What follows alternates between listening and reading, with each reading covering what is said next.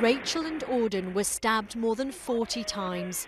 After killing his former partner and young son, Andrew Cairns took his own life. He had a long history of mental illness and in the days leading up to the tragedy had been arrested for making threats to kill Rachel. He'd also been sectioned under the Mental Health Act and released. The report published today says their deaths couldn't have been predicted or prevented.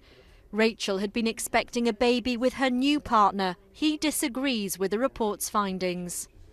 You can't say it could have been prevented until everything was done. All information wasn't shared through the agencies. So they couldn't make whole judgments on any decision-making processes that they'd got to do. An inquest jury had found that Rachel and Auden had been unlawfully killed and that mistakes made by police had contributed to their deaths. The domestic violence charity Refuge says the serious case review doesn't go far enough.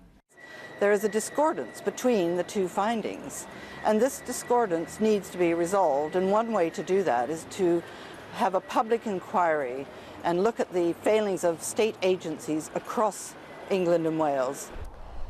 When Andrew Cairns arrived here at Rachel Slack's home in the village of Holbrook, he was in breach of his conditions of police bail. But officers from the Derbyshire force hadn't warned Rachel that there was a significant risk that he could kill her. Derbyshire police say victims are now told of the risks. If we identify a victim of high-risk domestic violence, and therefore we would argue high-risk of domestic homicide, that's actually very explicit. We talk about protective measures. We ask the victim to sign to say that they understand what we are telling of them, because clearly this is an emotional time.